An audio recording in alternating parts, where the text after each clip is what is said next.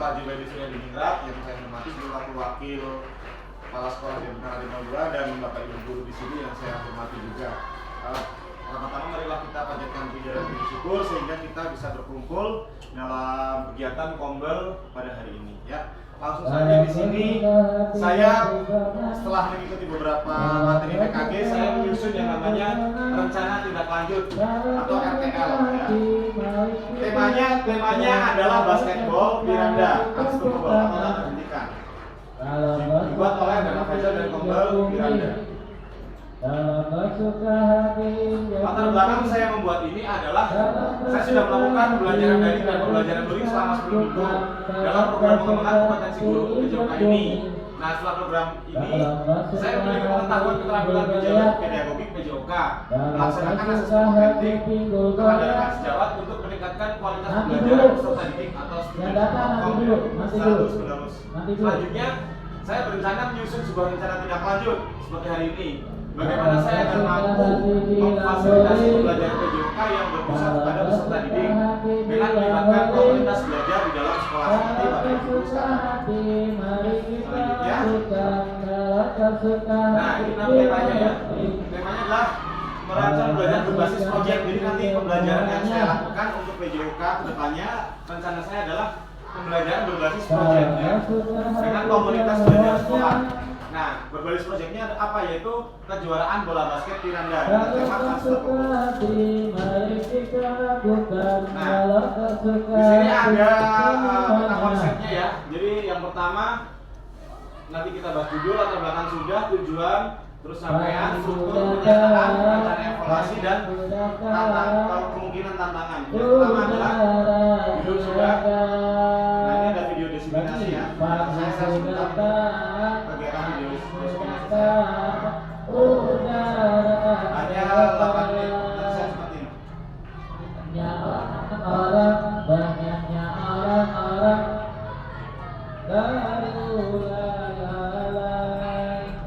jumpanya kawan-kawan, jumpanya kawan-kawan. Ada kayak tepuk-tepuk, kemudian seperti sarjana.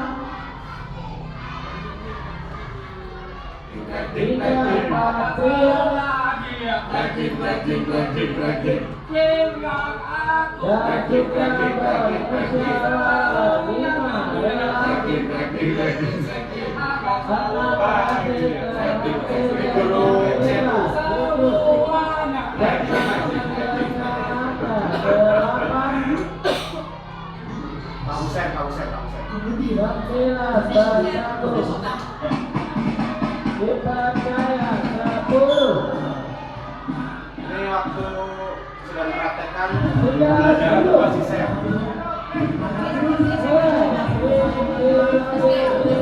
Ya, ini SMK 48.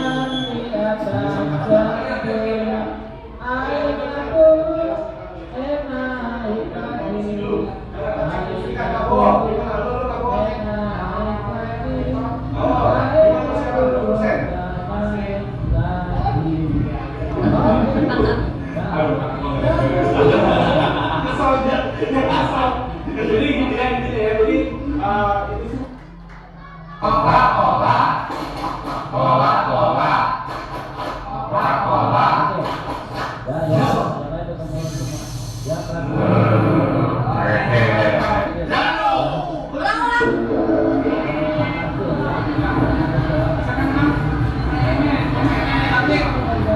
masih bawah, ya, masih keras, ya, service, ya, tiga,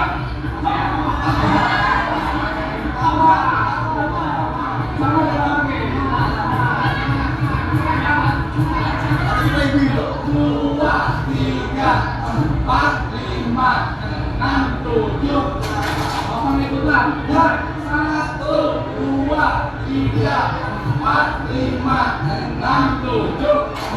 Terakhir kita pakai nih. Pada hari Minggu turun ayah ke kota. Jalan ya. Oh, ya. Sampai merasa karena bola itu balik-balik tangan. Ya. Satu, dua, tiga. Pada hari Minggu turun ayah ke kota.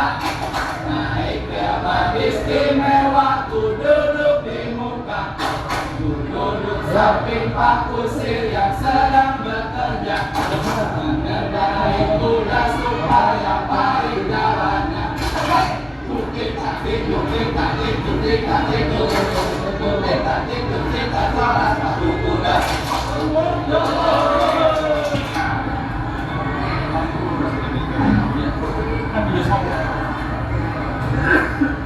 Anaknya siap.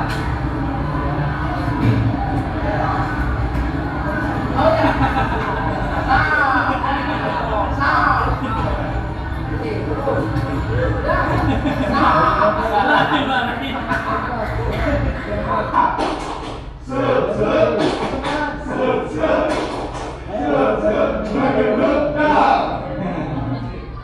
Oke, bagus. Ya, satu. Kalau angkat terus ke depan. Teruskan. Lagi ya.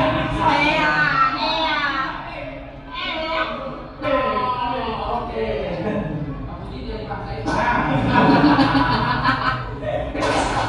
Kasih O, kasih W. Wow, keren. Wow, keren. Terima kasih.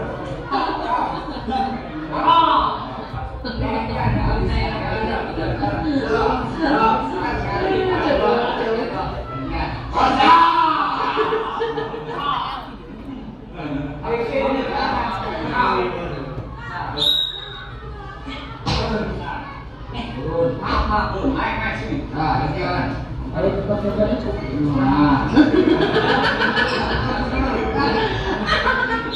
Gurunya kenapa?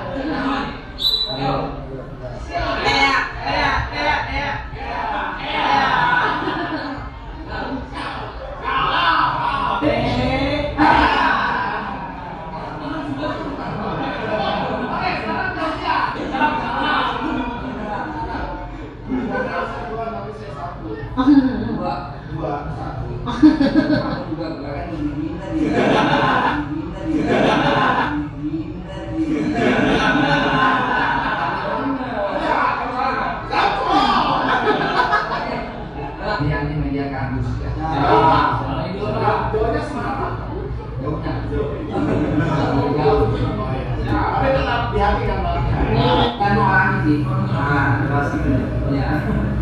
Lalu berikutnya latihan. Jadi untuk melatih kecepatan itu perlu Ya. siap. Satu, dua, tiga, empat, dua.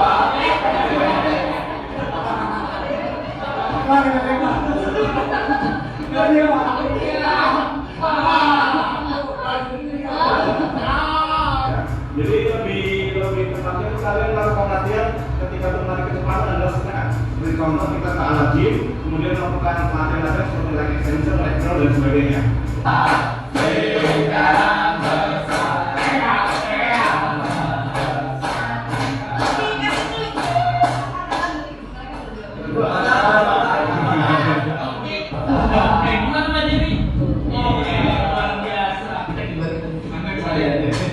Satu lagi, teliti banget teman saya. Satu lagi, kasar gimana? Satu. Oke, tadi yang terakhir maksudnya tebak-tebakan, jadi mengetes memori ya. Jadi kayak contoh Bu Dian sama Bu Yanti ngeliat-ngeliatin, ya kan lihat-lihatan. Habis itu mereka S-breaking, lihat-lihatan kira-kira udah diperhatiin. Habis itu ada balik. Nah nanti Miss Yanti mungkin kerudungnya diginiin, terus kacamatanya dilepas. Nah nanti Bu Dian menjawab apa yang beda dari Miss Yanti? Oh ditebak, ada beberapa perbedaan yang tadi terakhir. Oh kacamatanya dilepas, atau mungkin kerudungnya hadap sana gitu yang tadi terakhir. Oke, selanjutnya ini video diseminasi sudah. Lanjut ke tujuan. Nah,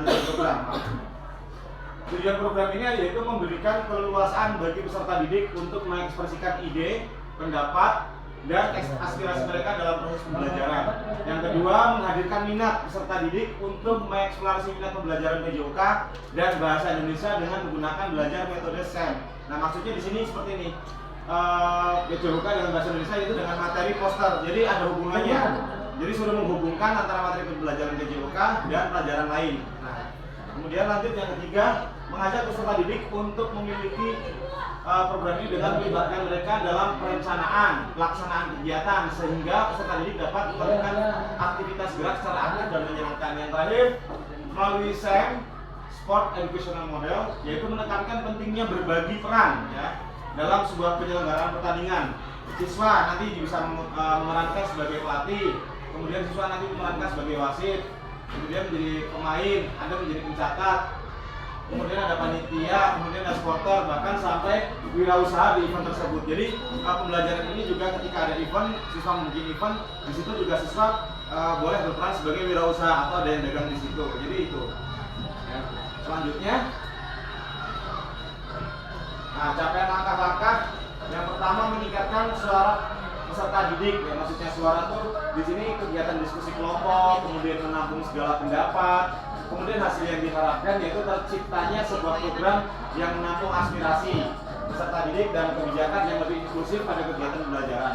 Kemudian capaian yang kedua itu memberikan pilihan dalam kegiatan. Nah, jadi saya sudah melakukan survei ya untuk kelas 6 itu mereka ingin olahraga apa. Nah, mereka akhirnya dari survei tersebut yaitu paling banyak olahraga basket, karena olahraga yang lain mereka sudah paham secara teori, secara secara praktek aturannya mereka sudah paham, voli sudah paham, bola sudah paham, sudah paham. Tapi basket itu olahraga yang paling banyak aturannya, kayak contoh ketika pegang bola, ketika bola berhenti kakinya nggak boleh gerak sedikit pun.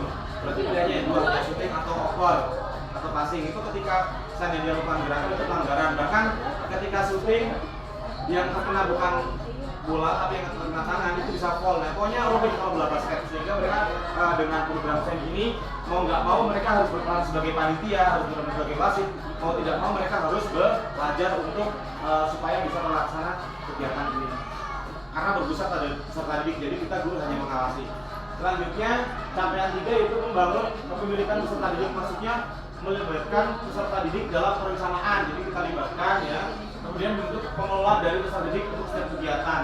Nah, hasil yang diharapkan timbulnya rasa memiliki yang tinggi dalam diri peserta didik yang akan berkontribusi pada kesuksesan program. Contoh, kalau seandainya saya sudah menerapkan program ini berhasil untuk besok, saya ketika kelas meeting saya tidak usah untuk mendampingi anak-anak. Bapak Ibu guru sudah tidak usah capek mendampingi anak-anak. Jadi panitia yang saat ini saya sudah rencanakan, mereka bisa bertugas lagi untuk kelas meeting berikutnya, mau pesertanya kelas 1, kelas 2, kelas 3, kelas 4. Nah, nanti panitianya dari kelas 5 dan 6 yang sudah secara nalar mereka sudah bisa. Nah, sehingga untuk guru nanti waktu kelas meeting sudah hanya fokus untuk penilaian saja, termasuk saya sebagai guru PJOK.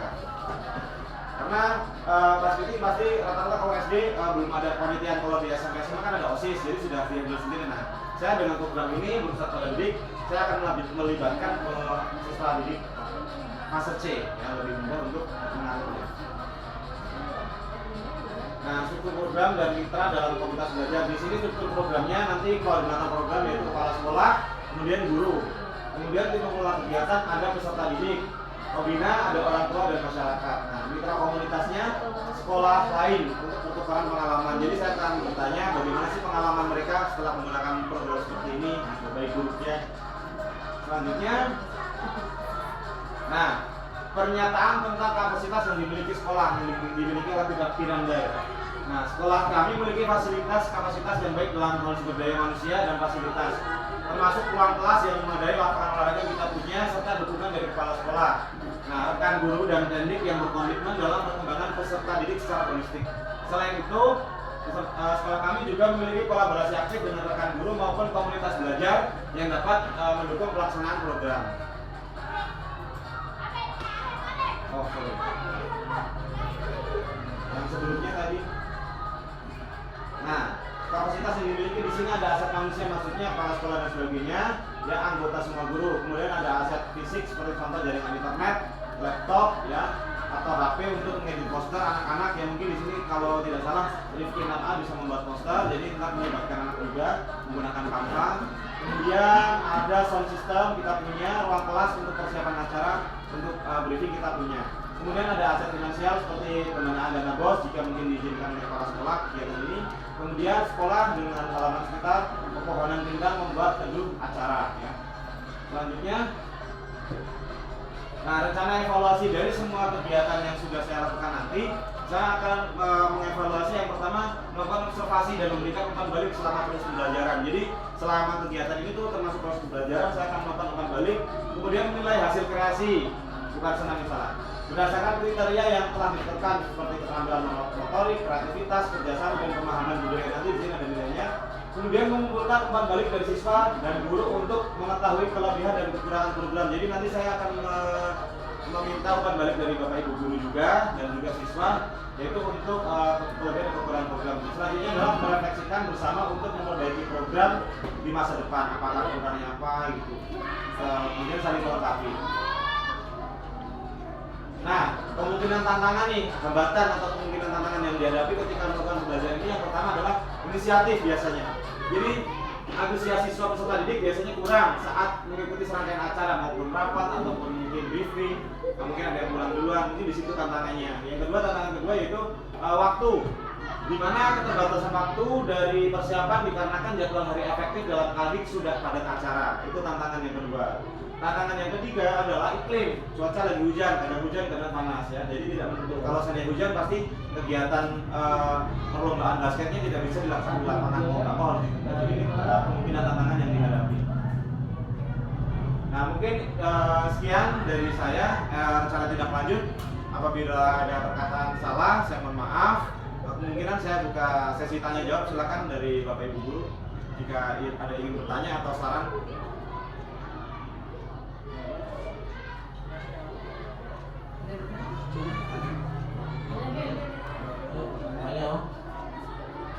Atau mungkin sarannya silakan Bu Neneng. Ya, tadi kata pilihannya adalah basket ya. Pilihannya basket ya. Itu ada target ke depannya nggak? Goalnya apa? Target basket. Oke, terima kasih. Yang kalau dikatakan goals ya itu ada jangka pendek, jangka panjang. Jangka pendeknya adalah anak-anak mampu memahami dan mempraktekkan teknik dasar dalam bermain basket. Jangka panjangnya di situ bisa terjadi pembibitan antara kelihatan nanti anak kelas 5 nih, kalau kelas 6 sudah lulus. Pembibitan antara kelas 5 ini untuk kegiatan event NBA. NBA yang biasanya diadakan di Jakarta Selatan itu nggak full 6 tapi 3 on 3, 3 lawan 3. Jadi hanya 3 pemain yang tadi kena. Target saya ketika anak sudah paham aturan bola basket dibawa ke Jakarta Selatan, di mana di sana kalau orang Jakarta bilang tuh Jakarta Selatan itu kota lah ya gitu ya. Di mana di sana tidak malu-maluin gitu Bu ketika dibawa ke sana. Karena saya punya pengalaman lihat anak Jakarta Timur dibawa main basket ke Jakarta Selatan, lihat anak-anak SMA Jakarta Selatan pakai baju-baju yang seksi, mereka diem aja malah kadang saya malu sini ngapain di situ, lihat cheerleader Pak, lihat cheerleader Pak. Nah sehingga kita ketika membawa anak-anak jalan-jalan di event, contohnya event-event yang olahraga yang elit kan seperti basket elit, kemudian karate gitu, terus kemudian olahraga yang elit lah renang, badminton. Nah itu biasanya mereka punya kepercayaan diri yang tinggi, jadi bukan hanya silat saja gitu, jadi mereka punya pengalaman di luar. Itu target targetnya itu untuk event PON. Terima kasih Bu. Ada lagi satu lagi, silakan Bapak Ibu. Mungkin saran dari rencana ini, mungkin kekurangannya apa atau harus bagaimana, kemudian untuk kelas meeting bagaimana gitu, silakan. Satu lagi.